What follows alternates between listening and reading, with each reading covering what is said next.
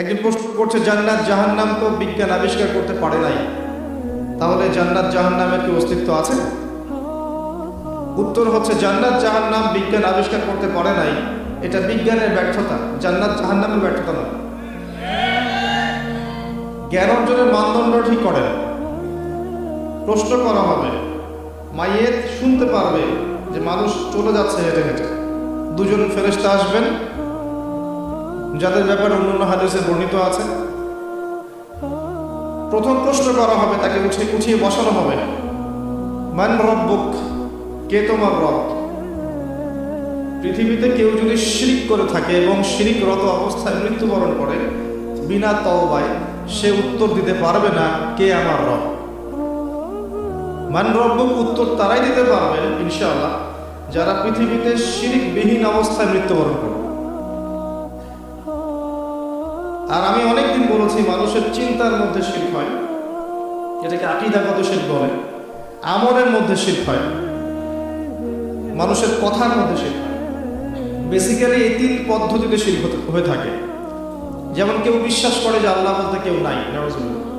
কেউ বিশ্বাস করে মহাবিশ্ব আল্লাহ সৃষ্টি করেননি, বিগ ব্যাং থেকেই সৃষ্টি হয়েছে। কেউ বিশ্বাস করে যে আল্লাহ আছেন, আরো অনেক ইলাহ আছে। কেউ বিশ্বাস করে আল্লাহ ছাড়া কেউ লোক ভালো করতে পারে, কেউ সন্তান দিতে পারে, আল্লাহ ছাড়া কেউ আমাকে পরকালে পার করিয়ে দিবে। এরকম চিন্তা চেতনা কারো যদি থেকে থাকে, এটা হচ্ছে বিশ্বাসগত শিরক। আমি কি বোঝাতে পারছি? কিছু আছে কর্মগত শিরক। যেমন কেউ আল্লাহ ছাড়া অন্য কাউকে সিজদা করলো, আল্লাহ ছাড়া অন্য কারো নামে কসম করলো, আল্লাহ ছাড়া অন্য কারো কাছে সন্তান চাইল, আল্লাহ ছাড়া অন্য কারো কাছে দোয়া করলো, আল্লাহ ছাড়া অন্য কারো নামে নজর মানত করলো, আল্লাহ ছাড়া অন্য কারো নামে শপথ করলো এবং কুরবানি করলো। কুরবানি আল্লাহ রাব্বুল আলামিনের হালালকে হারাম করে দিল, আল্লাহর হারামকে হালাল করে নিল। তাকদীর, আল্লাহর তাকদীর, ভাগ্যকে অস্বীকার করলো।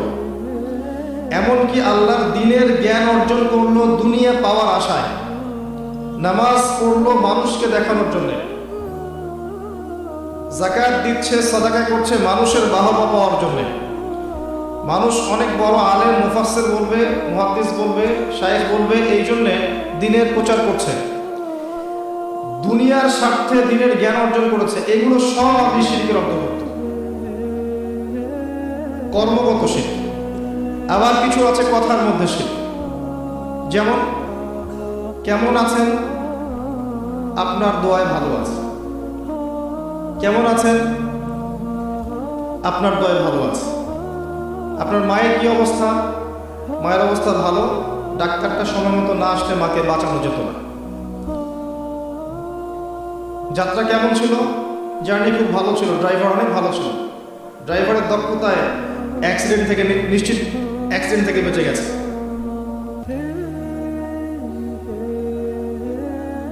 আমি না থাকলে কাজটা হতো না, ভাগ্যিস আপনি ছিলেন, না হলে আমার এই বিপদ থেকে রক্ষা হতো না। প্রচুর কথা বলতে গেলে সারা রাত চলে যাবে, কথার মধ্যে বেশি শিরক হচ্ছে। এমনকি অনেক গানের লিরিক্স দেখবেন, তোমাকে ছাড়া বাঁচবো না, তুমি আমার জীবন, তুমি আমার মরণ, এ ধরনের কথা আছে না? আসমান জমিন চন্দ্র সূর্য সব তোমার, তোমার জন্য চাঁদ নিয়ে এসে দিব, চাঁদে বাড়ি বানাবো, কত কথা। এই শিরক এবং তাওহীদ আগে শেখেন, শেখার পরে আপনি উপন্যাস পড়বেন, কবিতা পড়বেন, গানের লিরিক্সগুলো পড়বেন, দেখবেন যে শিরক দিয়ে ভর্তি। এমনি এমনি আল্লাহ পাক বিষয়গুলোকে হারাম করেন, এখানে শিরক আছে। অনেক ক্ষেত্রে কুফরি কথা আছে, অনেক ক্ষেত্রে আবার ভক্তি প্রদর্শন করতে গিয়ে অতি ভক্তি হয়ে যাচ্ছে। আর হারাম ইনস্ট্রুমেন্ট তো আছেই, সব মিলিয়ে বিষয়টা হারাম। তার উপরে আবার এটা আপনার সময় কিল করবে এবং আপনাকে আল্লাহর জিকির থেকে সরিয়ে দেবে। যখন আপনি এগুলোর মধ্যে ডুবে যাবেন, ওই মোমেন্টে আপনি আল্লাহকে ডাকতে পারবেন না, ওই সময়টা ওরা খেয়ে ফেলবে। সব মিলিয়ে বিষয়টা হারাম। তো এরকম কথায় অনেক শিরক হয়। তো বেসিক কথা হচ্ছে, তিনভাবে শিরক হতে পারে: আপনার কথায়, আপনার কাজে এবং আপনার চিন্তায়। কথা, কাজ এবং চিন্তাকে বিশুদ্ধ করতে পারলে তাওহীদ প্রতিষ্ঠা হবে এবং তাওহীদের উপর থাকলে পরে এই উম্মার কল্যাণ আছে। আল্লাহ পাক আমাদেরকে তাওহীদে থাকার তৌফিক দান। যারা শিরক মুক্ত অবস্থায় কবরে চলে যাবে ইনশাআল্লাহ, তারা উত্তর দিতে পারবে যে রব্বি আল্লাহ, আমার রব হচ্ছেন আল্লাহ। যখন দ্বিতীয় প্রশ্ন করা হবে মা দীনুক, দুনিয়াতে যারা দিন ইসলামকে ঠাট্টার ছলে গ্রহণ করেছে, হাসি তামাশা, ইসলামের কিছু অংশ ভালো লাগে গ্রহণ করেছে, কিছু অংশ ভালো লাগে না গ্রহণ করে নাই, যতটুকু করলে কোনো সমস্যা হয় না করে, যেটা করলে সমস্যা হয় করবে না, ইসলামকে পরিপূর্ণ জীবন ব্যবস্থা রূপে বিশ্বাসী করে না, মনে করে ইসলাম এই যুগে চলে না ওই যুগে চলতো, ইসলাম সেকেলে ব্যাকডেটেড, এখন আমরা আধুনিকতার সময় আছি ইত্যাদি, ইসলামের সব বিধান এখন আসলে প্রযোজ্য নয়, এগুলো আগে চলতো এখন হয়তো চলে না। যদি ইসলাম সম্পর্কে এমন ধারণা থাকে মানুষের, সে উত্তর দিতে পারবে না যে মা দীনুক, তোমার দিন কি। যারা পরিপূর্ণরূপে ইসলামকে গ্রহণ করেছে মননে, ইসলাম একমাত্র জীবন ব্যবস্থা যেটা আল্লাহর কাছে গ্রহণীয় এবং এখানে প্রত্যেকটা বিষয়ের সমাধান আছে। হ্যাঁ, আমি হয়তো আমল করতে পারছি না বা বাস্তবায়ন করতে পারছি না, কিন্তু আছে ইসলামের মধ্যে, এই আকীদা ঠিক আছে। আমল আপনি করতে পারবেন না এখন যে যুগ চলছে, এই যুগে আপনি পরিপূর্ণ ইসলাম পালন করতে পারবেন না। বড় গলায় বলে আসলে লাভ নেই, খুব বড় গলায় বলে লাভ নাই যে আমরা সবাই পরিপূর্ণ মুসলিম। যদি এটাই সত্য হতো তাহলে আমাদের আজকে অবস্থা হতো না। নাসুল্লাহ ফানাসিয়াহুম, তারা আল্লাহকে ভুলে গেছে, আল্লাহ তাদেরকে ভুলে গেছে। অনেক আয়াত আছে, আমি আস্তে আস্তে ওদিকে যাব। আজকে আমাদের যে অবস্থা পুরো বৈশ্বিক প্রেক্ষাপটে, এর পিছনে আমরা দায়ী। মূলত আমরা ছাড়া দ্বিতীয় কেউ দায়ী না। শত্রু, ইসলামের শত্রু যারা, তারা তো শত্রুতা করবেই, তাদেরকে দোষ দেওয়ার তো দরকার নেই যে আপনার শত্রু সে শত্রুতা করবে, সিম্পল। আমরা আমাদের কাজের কারণে যখন ওদেরকে সুযোগ করে দিয়েছি, তখন আমরা সবচেয়ে বড় অপরাধী। আলাইকুম আনফুসাকুম, আল্লাহ পাক বলেছেন তোমরা নিজেরা নিজের নফসের আগে খবর নাও, নিজের নফসকে ঠিক করো। লা ইয়াদুররুকুম মান দাল্লা, যারা পথভ্রষ্ট হয়ে যাবে, এদের পথভ্রষ্টতা তোমাদের কোনো ক্ষতি করবে না। ইন ইহতাদাইতুম, যদি তোমরা হেদায়েতের উপর থাকো, যদি তোমরা পরিপূর্ণ হেদায়েতের উপর থাকো, তাহলে যারা পথভ্রষ্ট হয়ে যাচ্ছে বা গেছে, এদের পথভ্রষ্টতা তোমাদের কোনো ক্ষতি করবে না। ইলাল্লাহি মারজিউকুম জামিআন, তোমরা সবাই একসময় আল্লাহর কাছে ফিরে যাবে। ফায়ুনাব্বিউকুম বিমা কুনতুম তা'মালুন, আল্লাহ পাক জানিয়ে দিবেন তখন তোমরা কি করেছো। এই আয়াতের মধ্যে সব কারণ এবং ওষুধ দেয়া আছে, সিচুয়েশনের কারণ দেয়া আছে, যে আমরা নিজেদের ফিকির করা বাদ দিয়েছি, সবসময় অন্যের ফিকির করি, অন্যের সংস্কার, অন্যের ইসলাহ, অন্যের দোষ ধরা, অন্যকে উন্নতি অগ্রগতি প্রগতি এগুলো চিন্তা করি, নিজের বেলার খবর নেই। প্রথম কারণ আমাদের আত্মশুদ্ধি নাই। প্রথম মেজর কারণ আত্মশুদ্ধি নাই। আমি যে বলছি আমারও নাই। বড় গলায় কথা বলা সহজ, বাস্তবতা হচ্ছে এই, আমরা প্রত্যেকেই অপরাধী। বক্তা, শ্রোতা, আলেম, জালেম যত মানুষ আছে আমাদের এখানে চারপাশে, সবাই পাবে, সবাই অপরাধী এবং প্রত্যেকেই যার যার দায়িত্ব অবহেলা করেছে। আলাইকুম আনফুসাকুম, তোমরা আগে নিজেদের নফস ঠিক করো। যারা পথভ্রষ্ট হয়ে গেছে, ওদের পথভ্রষ্টতা তোমাদের কোনো ক্ষতি করবে না, আগে নিজে ঠিক হও। আমরা দেখবেন সবসময় মানুষের সংস্কারের চেষ্টা করি, মানুষের ভালো, মানুষের কল্যাণ, মানুষকে পথ দেখাতে চাই, নিজেই পথ পাই না। এটা বাস্তবতা। দেখবেন পৃথিবীতে মুসলিমদের যতগুলো কান্ট্রি আছে, যত সামরিক বাহিনী আছে, যত অস্ত্র আছে, যত সম্পদ আছে, যত জনগণ আছে, এটা পৃথিবীর অন্য কোনো জাতি নেই, কোনো জাতি নেই, না ইহুদিদের, না খ্রিস্টানদের, না মুশরিকদের, কারো নাই। মরক্কো থেকে নিয়ে দেখবেন ইন্দোনেশিয়া পর্যন্ত পুরো চেইন, মনে হবে একটা চেইন রাষ্ট্র, সব মুসলিমদের, সবাই মুসলিম। মাঝখানে একটা রাষ্ট্র ইসরায়েল, ওই একটা রাষ্ট্রই সবকে ধুয়ে রেখেছে, ছেড়ে দিয়েছে। এটা কি মেনে নেওয়া যায়? এটি বাস্তব। একটা শত্রু 100টা, মানে 100 জন জনগণকে পরাজিত করতে পারে? পারে না। পারলো কেমন করে? ওই যে আলাইকুম আনফুসাকুম নাই, নিজেদের নফসের খবর নাই। আমরা সুদ খাই, আমরা সুদ খাই, আমাদের ছেলেমেয়েরা জানা করছে, আমাদের ছেলেমেয়েরা, আমাদের যুব সমাজ দেখবেন পর্ণাসক্ত, গার্লফ্রেন্ডের পিছনে সময় নষ্ট করছে। আমাদের যুব সমাজ, ঠিক বলুন না? আপনি ঠিক বললেও ঠিক, না বললেও ঠিক। আর আমি ঠিক বেঠিক বক্তা নই, কোনোদিন আমাকে শোনেন নাই ওয়াজ মাহফিলে বলতে বলেন ঠিক না বেঠিক। আমি বলবো কি জন্য ঠিক না বেঠিক? যেটা ঠিক সেটা তো ঠিকই, আর যেটা বেঠিক সেটা বেঠিক। আপনি বললেই সেটা ঠিক হবে না তো, আর আপনি বেঠিক বললেও তো বেঠিক হবে না। সেটা ঠিক সেটা ঠিক থাকবে। যদি সব মানুষ বলে সুদ হারাম, সব মানুষ যদি বলে সুদ হালাল, সুদ কি হালাল হয়ে যাবে? সবাই যদি বলে মদ হালাল, হালাল হয়ে যাবে? হবে না। পর্দা, আমরা বলছি পর্দা ফরজ, আর বেশিরভাগ মানুষ যদি বলে পর্দা করার দরকার নাই, পর্দা শেখের কথা, তাহলে কি পর্দা হারাম হয়ে যাবে? আল্লাহ যা বলবেন সেটাই ঠিক, রাসূল যা বলবেন সেটাই ঠিক, এর বাইরে কোনো ঠিক বেঠিক নাই। যে কথাটা বলছিলাম, দেখবেন আমরা মুসলিমরা সুদ খাই, আমরাই সুদ খাই। একজন মনে করেন নন মুসলিম, সে সুদ খাচ্ছে, ইহুদি সুদ খাচ্ছে, খ্রিস্টান সুদ খাচ্ছে, ওদের সাথে আমাদের কি সম্পর্ক? ওদের কিতাবের মধ্যে তো সুদের এত ভয়াবহতা নাই, ওদের হাদিসের মধ্যে তো এত সুদ সম্পর্কে বিস্তারিত বলা নাই, এবং তারা তো মুহাম্মদ সাল্লাল্লাহু আলাইহি ওয়াসাল্লামকে স্বীকারও করে নাই। তারা তো প্রকাশ্যে আমাদের শত্রুতা করছে। ওদের কথা বাদ দেন, মুসলিমরা সুদ খাচ্ছে কেন? কোন উত্তর নেই। উত্তর যে নিজের নফস নষ্ট হয়ে গেছে, দুনিয়া পরকাল ভুলে গেছি, বাল তুসিরুনাল হায়াতাদ দুনিয়া, কিন্তু আল্লাহ বলেছেন ওয়াল আখিরাতু খায়রু ওয়া আবকা। মুসলিমরা মদ খাচ্ছে না? এমন মুসলিম জেনারেশন আছে না এখন, এই যে আমাদের ইয়াং জেনারেশন, এদের ম্যাক্সিমাম দেখবেন মাদকাসক্ত। মাদকাসক্ত বলতে বোঝাচ্ছি মিনিমাম স্মোক করে, এটাও তো মাদক। এখান থেকে শুরু হয়ে ইয়াবা পর্যন্ত যায়, এবং এদের মধ্যে বেশিরভাগই দেখবেন জেনারেল শিক্ষিত। মাদ্রাসার ছেলেমেয়েরা কিন্তু এত বেশি এডিক্টেড না, খুব কম, হয়তো 1% হবে না, 2% হবে না। তাহলে কি শিক্ষা দিচ্ছি আমরা এখানে? মাদ্রাসার দিকে যে আনন্দ তুলছি মাঝে মাঝে, এখানে কি শিক্ষা দিচ্ছি? কলেজ ইউনিভার্সিটিতে আমরাও পড়েছি। ওই যে অনেকদিন বলেছি, এক মিস বা মহিলা টিচার ক্লাস নিচ্ছে, তো ব্ল্যাকবোর্ড বাদ দিয়ে সব ছেলেরা ম্যাডামের দিকে তাকিয়ে আছে।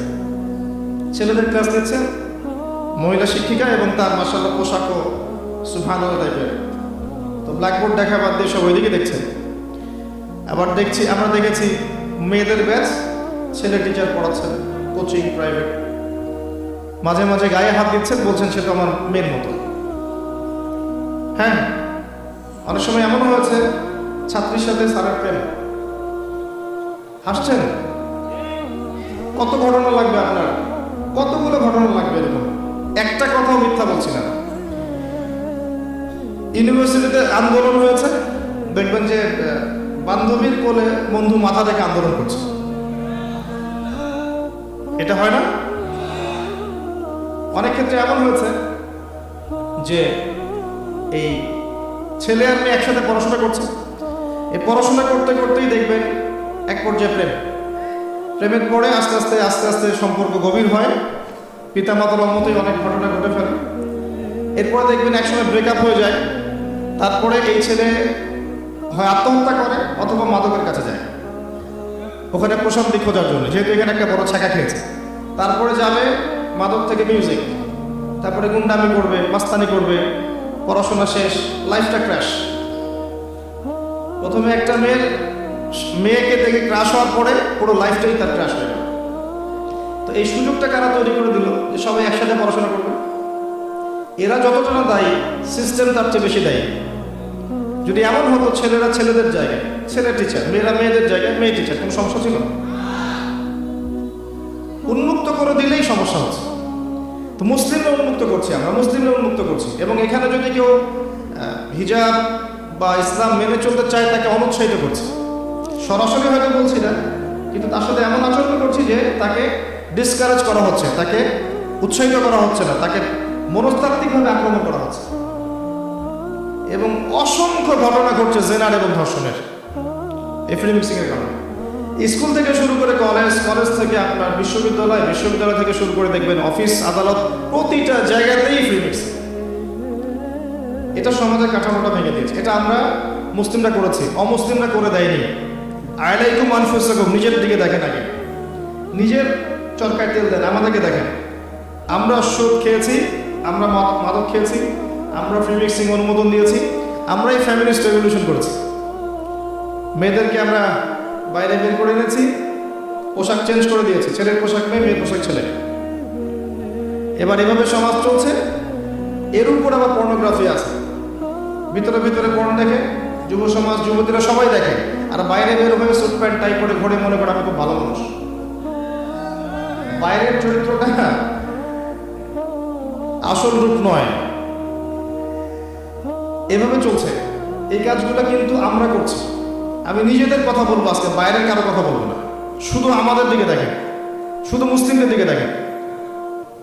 বাইরের মানুষের দিকে আঙুল তোলা আমি বন্ধ করে দিয়েছি। এখন নিজে ঠিক না হলে বাইরের দিকে চোখ তুলে কোনো লাভ নাই।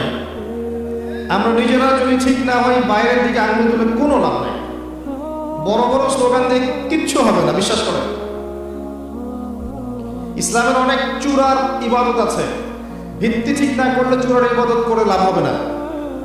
একটা বাড়ি তৈরি করছেন, 20 তলা ফাউন্ডেশন দিয়েছেন, একটা ফাউন্ডেশন ঠিক নাই, তাহলে আমি কি ছাদ বসাতে পারবো? ফাউন্ডেশন ঠিক নাই। মুসলিমদের ম্যাক্সিমাম দেখবেন আকীদা ঠিক নাই। কোনটা শিরক, কোনটা তাওহীদ বুঝতে পারে না। কত মুসলিম আছে শিরক কাকে বলে ডেফিনেশন জানে না। শিরক কাকে বলে, শিরকের প্রকারভেদ কি কি, কোন কোন কাজ করলে শিরক হয়। আর শিরক তো এমন ইবাদত যেটা আমলনামায় থাকলে আমলনামা ডিলিট হয়ে যাবে। কারণ আমলনামায় যদি শিরকের পাপ থাকে, শিরকের পাপ, আমলনামার নেকিগুলো নষ্ট হয়ে যাবে। সূরা জুমারের মধ্যে আল্লাহ পাক বলেছেন, লাইন আশরাকতা লা ইয়াহবাতান্না আমালুকা, তুমি যদি শিরক করো হে নবী, তোমার আমল নষ্ট করে দেব আমি। সেখানে আমরা কি শিরক সম্পর্কে আমরা ওয়াকিফাল নই। মুসলিমদেরকে দেখেন, 5 ওয়াক্ত নামাজ কয়জন মুসলিম পড়ে? বেসিক কথায় আসে, নামাজ তো বেসিক ইবাদত, তাই না? জামাতের কথাও না হয় বাদ দিলাম, মনে করেন জামাতের কথা বাদ দিলাম, বেসিক জামাত ইসলামের কথা বলছি না, মসজিদে জামাতের নামাজের কথা বলছি, মসজিদে নামাজের কথা বলছি।